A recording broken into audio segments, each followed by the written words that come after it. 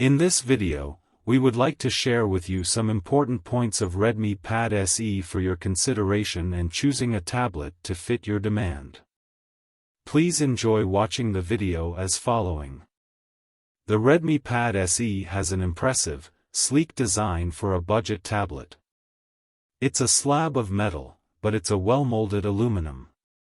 There are no inconsistencies, sharp edges, or protrusion, just anodized aluminum unibody. It looks and feels nice in hand.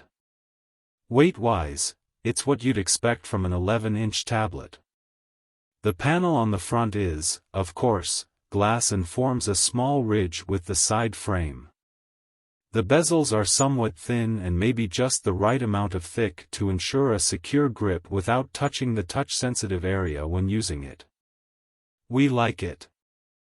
The bottom of the tablet, or the right side if you are holding it horizontally, houses the USB-C port, the 3.5mm audio jack, and two openings for the loudspeakers.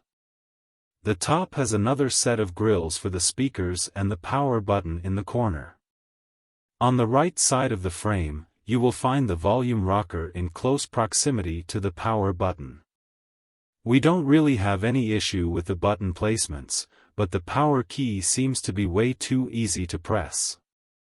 Throughout our usage, we accidentally locked the screen almost every time we picked up the tablet. It can be annoying. And in case you are wondering, no, there's no fingerprint reader. Pin or pattern lock are your only secure enough options. The flip case we got gets an easy recommendation from us. It's pretty nice to the touch, quite grippy, and although it's not real leather, it gets close to the real thing. The magnetic cover doubles as a stand, depending on how you fold it. The Redmi Pad SE is currently going for just €150, a fairly good deal in our books. We liked the display, the build, the battery life and the speakers. The UI is highly customizable, albeit too heavy for the Snapdragon 680 SoC in some cases. However, consider some of the most prominent drawbacks we found. The most annoying thing is the lack of an ambient light sensor. You can't rely on the automatic brightness mode. And secondly, the charging could be faster.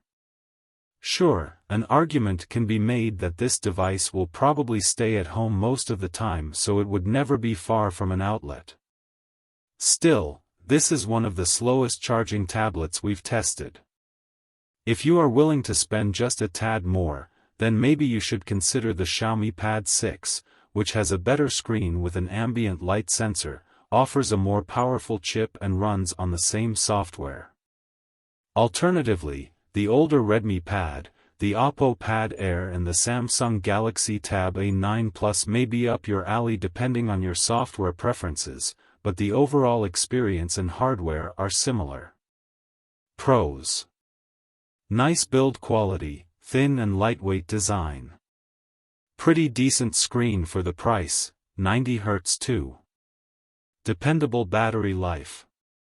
Excellent stereo speakers.